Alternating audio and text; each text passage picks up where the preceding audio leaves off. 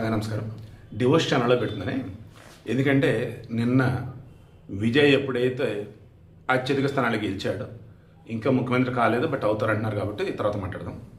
ఇక విజయ్ని మా మాల కులస్తుడు, మా మాది కులస్తుడు, మా దళితుడు, మా క్రిస్టియన్ అంటూ మన దరిద్రులు ఉన్నారు కదా, సారీ ఎవరిని ఈ మాట అంటానంటే ప్రతిదాని కులం, మా రెడ్డి, మా కమ్మ, మా నాయుడు, మా యాదవ, మా వడ్డిరా, మా ముదిరాజు, మా గౌడు. ఇదేంటండి అసలు? వాళ్ళు ఎక్కడో ఏంటో ఏదో సాధిస్తే అది ఇమీడియట్గా మా కులం ఏంటి అసలు? భారతీయుడు, సినీ నటుడు, ఇదేంటండి అసలు? కనీసం క్రాస్ చెక్ చేయాలి కదా.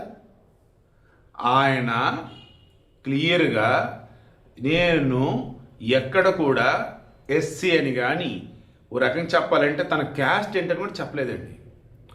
మొదలయ్యార్, వెల్లలార్, ఇలా అక్కడ పిల్లై ఇలా క్యాస్ట్ చూసిరా, దాని సంవత్సరం వెల్లలార్ కూడా వస్తాడు ఇతను. వాళ్ళ నాన్న మీరు నిన్న మొన్న కూడా చూస్తే ఫొటోస్ గమనిస్తే వాళ్ళ నాన్న ముఖానికి బొట్టు ఉంది. ఎస్ఏ చంద్రశేఖర్ ఇక్కడ రామనాథపురం జిల్లాలో పుట్టినాడు. వాళ్ళు మొదటి నుంచి కూడా బాగా డబ్బున్న వాళ్ళు, వ్యవసాయం లైక్ ఇలా చోళులు, పాండ్యులు వీళ్ళ కాలంలో కూడా వీళ్ళు బాగా వ్యవసాయం చేస్తూ సైన్యంలో అధికారులుగా ఉంటూ సైన్యాధ్యక్షులు ఇలా ఉంటూ ఉండేవారు. ఓ రకం వాళ్ళది అగ్రకులం. అయితే దీనిలో సబ్ క్యాస్ట్లు ఉంటాయి. మన దగ్గర వెలమ, కొప్పుల వెలమ, బలిజ, సిట్టి బలిజ ఇలా రకరకాలు ఉంటాయి చూసారా, లైక్ అలాగా రెడ్లు, కొండ రెడ్లు ఇలా అంటే సేమ్ ఇదితోనే ఉంటూ ఉంటారు, బట్ రకరకాల కులాలలో ఉంటూ ఉంటారు. అలా ఈ వెల్లలారలో కూడా ఎస్సీలు ఉన్నారు, బీసీలు ఉన్నారు, ఓసీలు ఉన్నారు. ఇతనికి సంబంధించి ఎక్కడ కూడా విజయ్కి సంబంధించి వాళ్ళ నాన్న ఎక్కడ కూడా మేము పలానా క్యాస్ట్ అని ఎక్కడా చెప్పలే. సర్టిఫికేట్లు కూడా నో క్యాస్ట్ భారతీయుడనే రాపిస్తాడు. వాళ్ళ అమ్మ బ్రాహ్మణ అంటారు, బట్ మొదలయ్యారికి చెందిన వ్యక్తి అంటారు. మన దగ్గర కూడా బ్రాహ్మణ, విశ్వబ్రాహ్మణ, నాయి బ్రాహ్మణ ఇలా రకరకాలు ఉంటూనే ఉంటాయి. బట్ ఆమె వచ్చేసి మంచి ఆర్టిస్ట్ లాగా బాగా పాటలు పాడతారు. ఇక ఎస్ఏ చంద్రశేఖర్ వచ్చేసేమో డైరెక్టర్, నిర్మాత.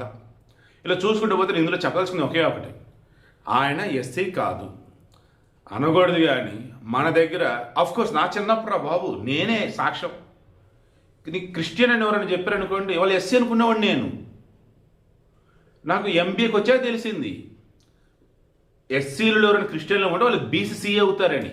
అంటే సిస్టమ్ అట్ట మార్చేశారు మన వాళ్ళు.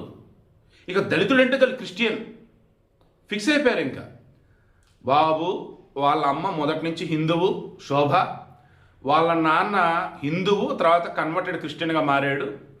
అగైన్ తను తన మతానికి ఒరిజినల్ మతానికి వచ్చేసి హిందూ మతానికి. ఈవెన్ ఈ విజయ్ కూడా తన చెల్లి చనిపోయినప్పుడు తర్వాత ఇక ఫ్లోలో క్రిస్టియన్ అయినాడు.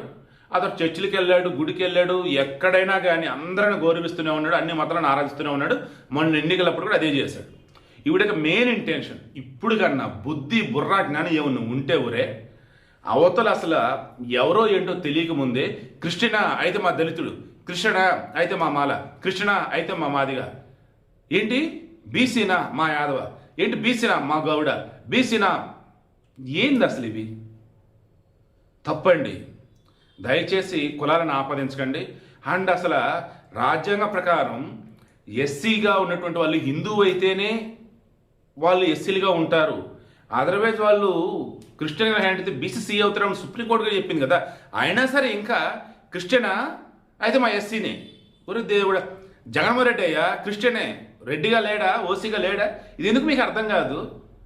అమాయకం ఉండకయ్యా. మరీ ముఖ్యంగా ఆంధ్రప్రదేశ్లో మరి ఏమవుతుందంటే అర్థం కావట్లేదు అసలు జనాలకు. అసలు కులం చూసి కొంతమంది మావోడని, మతం చూసి కొంతమంది మావోడని. నిజంగా ఆ ఏపీని చూస్తే నాకు నిజంగా సిగ్గేస్తుంది, ఏంటి తయారైపోయారు జనాలని చెప్పి.